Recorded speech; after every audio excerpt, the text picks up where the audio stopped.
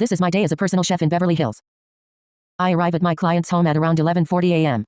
There was a lot of freaking traffic. Anyways, my clients have guests tonight and they requested good old bronzino. But before I start prepping for that, I need to make chicken stock. Because the freezer was running out of space. I roasted these bones, and then threw them into a large stock pot.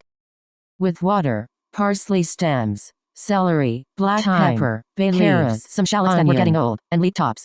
She wanted the very rich and decadent brownie cake again for dessert, so I made it early to get it out of the way. It's just a simple brownie recipe, with probably 1.5 times more chocolate than it should have, and molten salt on top. But they love it, especially warmed up with ice cream. It's around 1 p.m., so I stopped to serve them lunch. They usually just eat some kind of eggs when they know they're having a larger dinner. Basically just to hold them over until dinner. I break down these 2 large bronzino.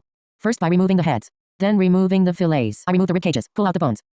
Before I season them with kosher salt, garlic powder, onion powder, olive oil. Here's me flexing my chives. We are getting a fresh shipment tomorrow. So I wanted to use everything we had left. I wanted some nice baby leeks. But unfortunately, all they had were these Hulk-sized ones. I cut them into large rings. Cut with kosher salt and olive oil. Before throwing them into the oven to roast. Peeled these extremely sweet heirloom carrots. Cut them into oblique cuts. Tossed in olive oil, kosher salt, and a bit of thyme.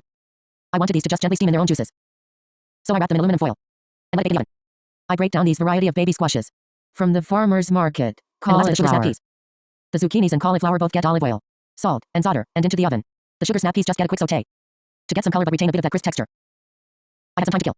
So I made a quick pickling liquid with champagne vinegar, salt, sugar, a bit of water, and bring it to a boil. Then with the liquid boiling, I just pour it over the shallots. And let it sit until it reaches room temperature.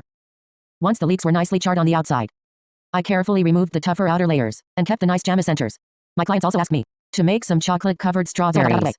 So they have time to set. Here's a quick tip on how to cut lemons. So that they're easy to use during restaurant service. Or when you're throwing a dinner party. Cut off the tips, slice into quarters like this.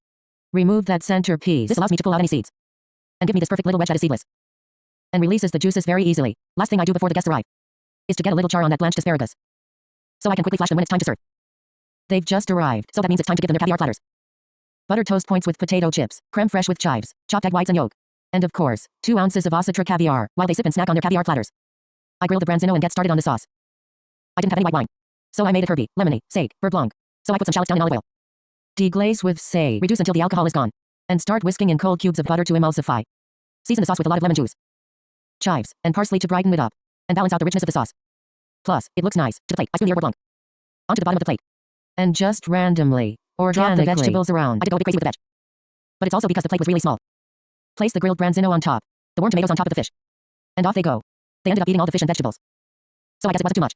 While they ate their mains, I wiped down the kitchen and prepped their dessert. I put a spoonful of this chocolate shortbread crumble, so that the ice cream wouldn't move around. Then the warm slice of brownie cake.